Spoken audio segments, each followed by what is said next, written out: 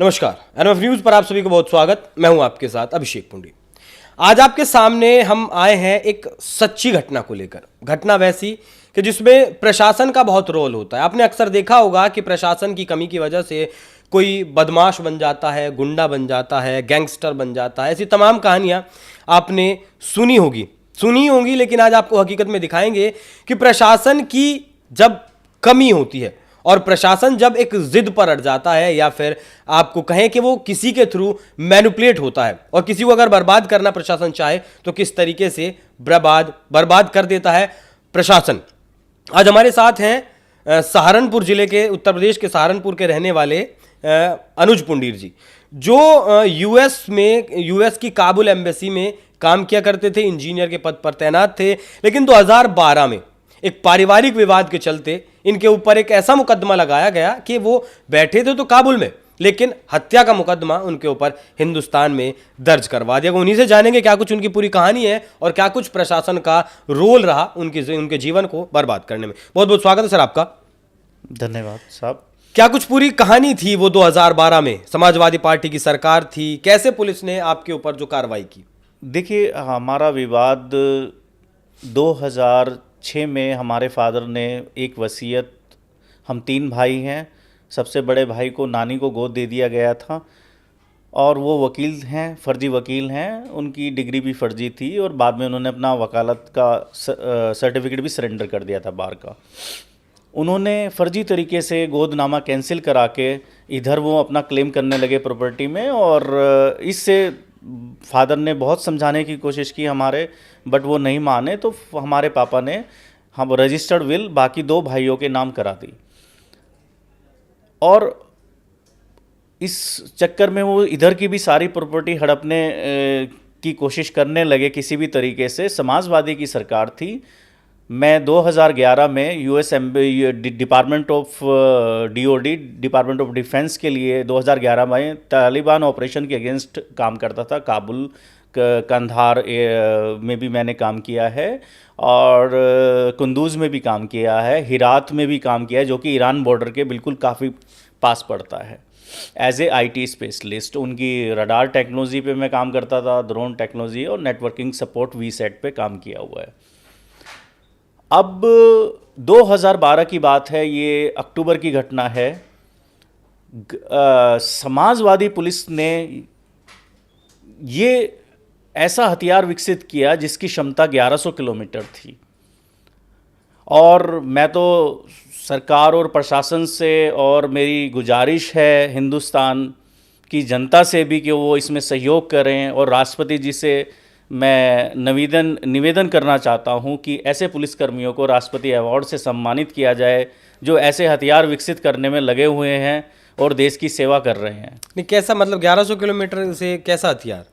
साहब, घटना ऐसी थी, मुझे बताया गया कि जो एफआईआर हुई वो ये हुई कि मैं सहारनपुर में मैंने पिस्तौल, कनपट्टी पे पिस्तौल रख के ज़बरदस्ती स्टाम्प पेपर पे साइन करा लिए, जबकि कहानी ये बनाई गई जबकि मेरी लोकेशन काबुल यूएस एम्बेसी में थी, जो कि 1100 किलोमीटर सहारनपुर से उसकी डिस्टेंस है। यानी कि मैंने काबुल यूएस एम्बेसी में बैठकर पिस्तौल तानी और वो सहारनपुर बैठे व्यक्ति की कनपट्टी पे आके लगी। अब आप देखिए, ये मतलब मैं काबुल यूएस एम्बेसी में बैठा हुआ हूँ और सहारनपुर बैठे व्यक्ति की कनपट्टी पे पिस्तौल लग गई। ये कहानी पुलिस की थी और पुलिस ने मुझे चार्जशीट भी किया।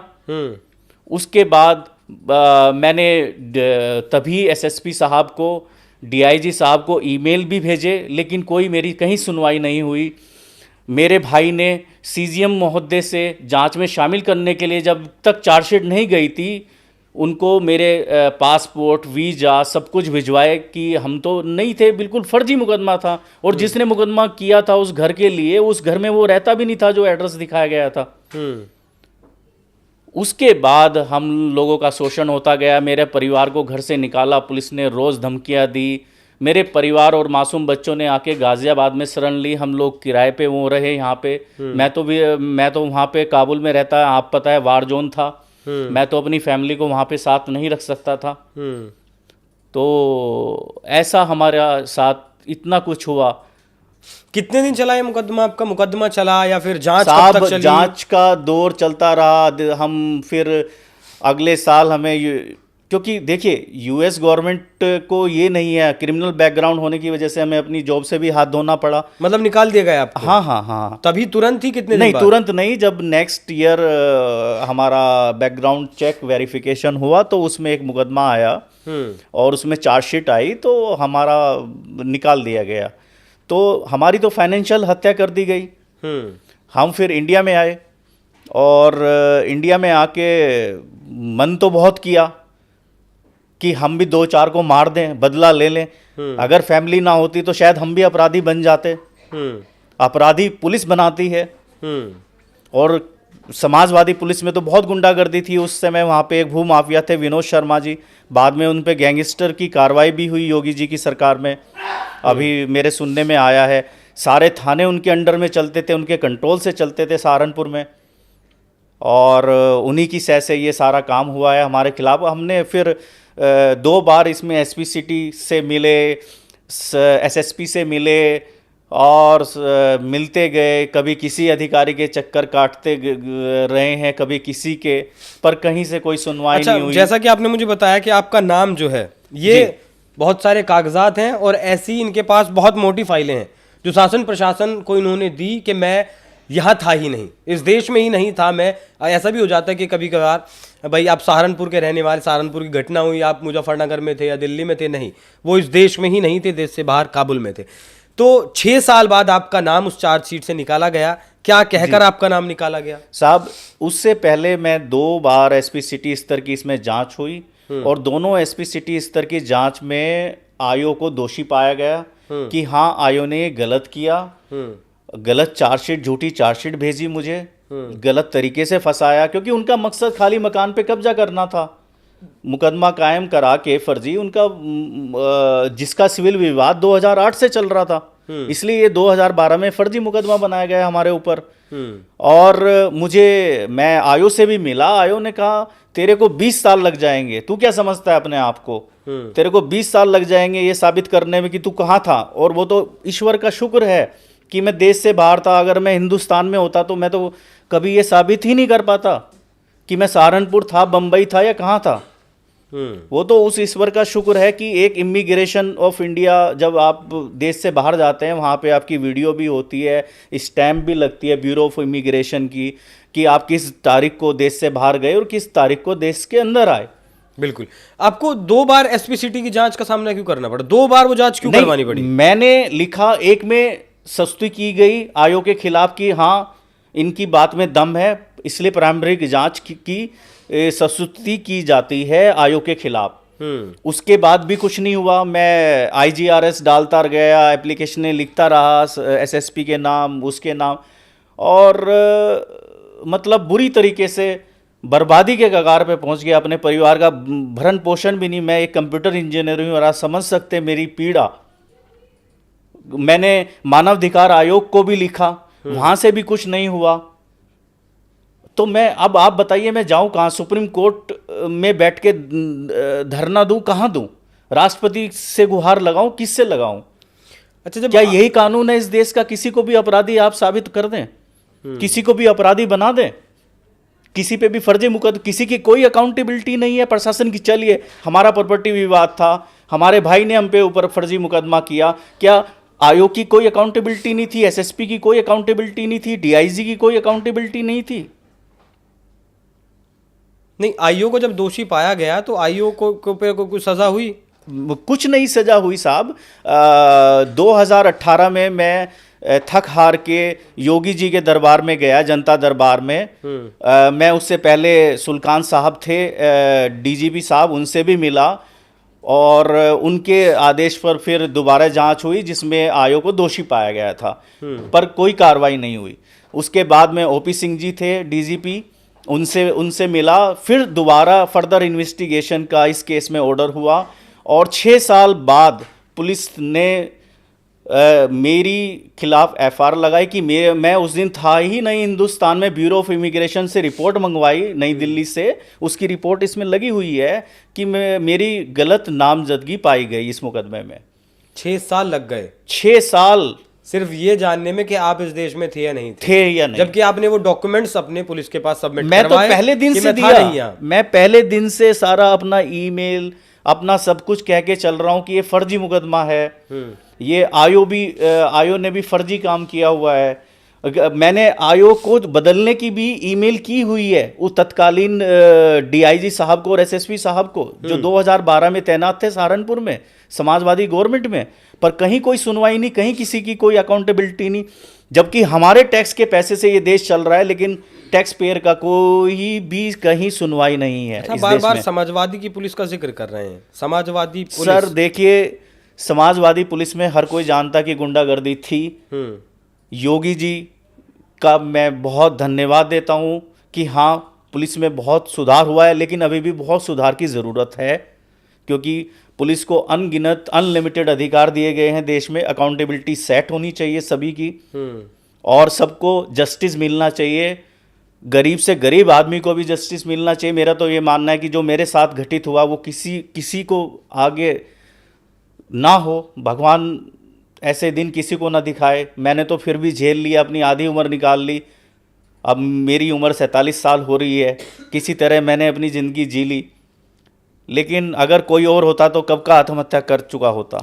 अच्छा, आपका तो जीवन बर्बाद हो गया, फाइनेंशियली भी कर दिया गया, आपकी नौकरी छिन गई, सामाजिक तौर पर भी जो है आपको आपका बड़ी ठेस पहुंची होगी।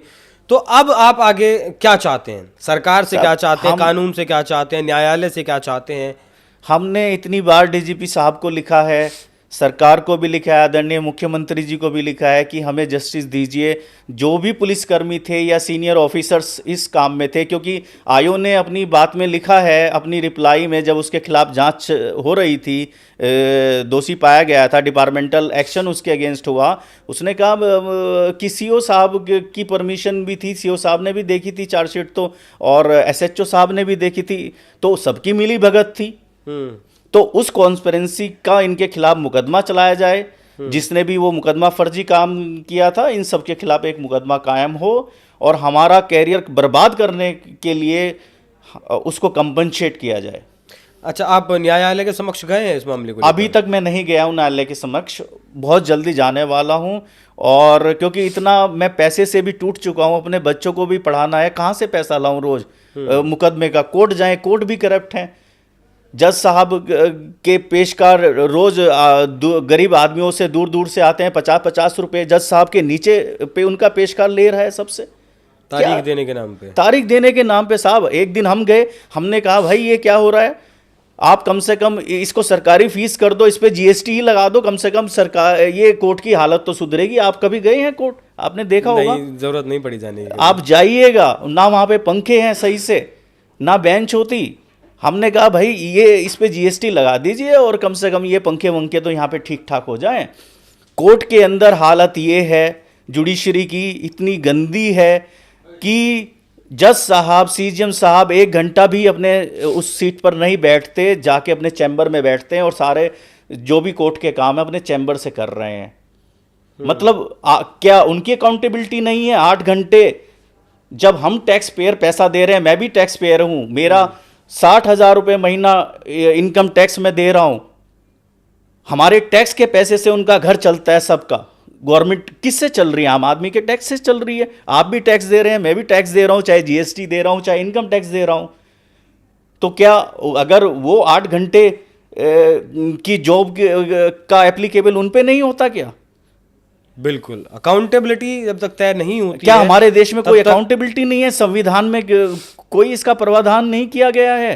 हर जगह बस रिश्वतखोरी, हर जगह मतलब जो मर्जी आप पैसा दीजिए शाम को। ये हमारे देश का कानून है कि जो 500 जो 1 लाख की चोरी या डकैती करे, पुलिस भी उसका एनकाउंटर कर देती है, और जो 100 करोड़ की करे वो उसके खाली इंटरेस्ट से ही पूरी जिंदगी एंजॉय करता है। आप बताइए, ये हमारे देश का कानून है, इस तरह से देश चलेगा?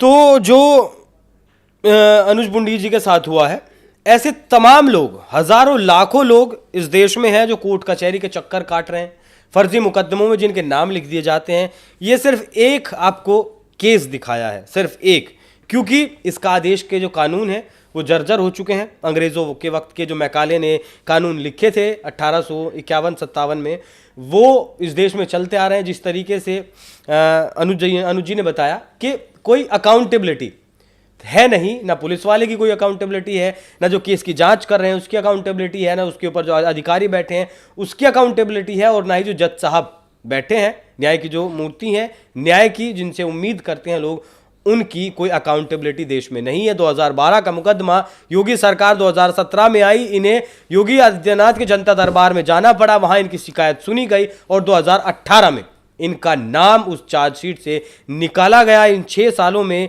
इनकी नौकरी, पैसा, सब कुछ पूरी तरीके से ये बर्बाद हो गए। तो लेकिन वो 2018 से हम आज 2024 में बैठे हुए हैं साहब, आज तक वो एक्सेप्ट नहीं की गई है कोर्ट द्वारा। क्या? जो हमारी नामजदगी गलत पाई गई, अभी तक कोर्ट ने उसको एक्सेप्ट नहीं किया है, वो ऐसे ही है। क्यों? क्या मतलब कुछ कहना होगा ना कोर्ट का? नहीं, कोर्ट का कुछ नहीं कहना, बस तारीख पे तारीख है। अच्छा, तो सीजीएम साहब ने वो आज तक एक्सेप्ट नहीं करी है, ये देश का कानून है।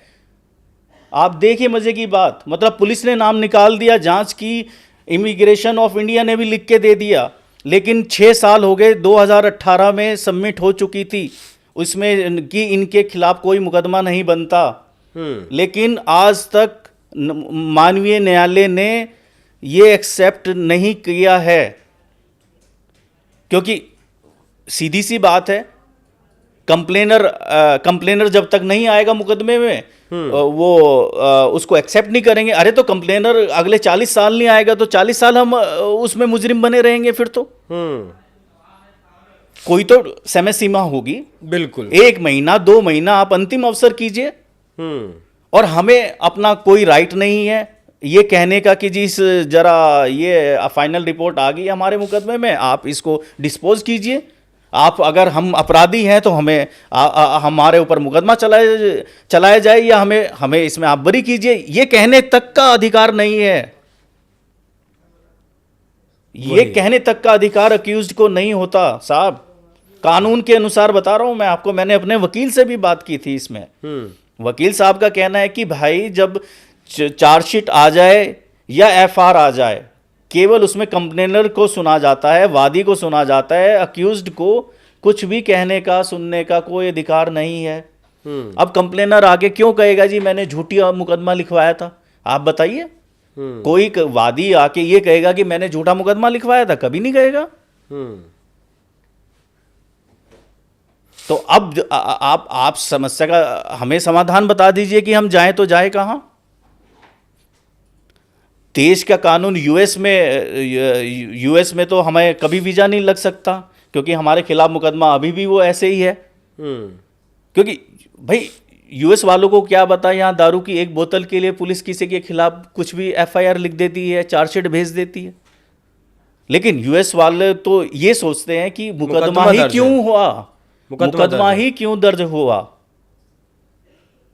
आप समझिए अंतर कितना है। बिल्कुल, उम्मीद करेंगे कि आपकी ये जो बात है ये प्रशासन तक पहुंचे, शासन तक पहुंचे और सरकार इसमें कार्रवाई करे। माननीय न्यायालय से भी अपील है कि वो इनके जो शिकायत पत्र है, इनका जो इन्होंने अपने कोर्ट के समक्ष दाखिल किया है, उसे एक्सेप्ट किया जाए और उस पर सुनवाई की जाए। बहुत बहुत धन्यवाद अनुज जी, आप स्टूडियो पहुंचे, बहुत धन्यवाद। अपनी समस्या को दुनिया के देश के सामने रखा।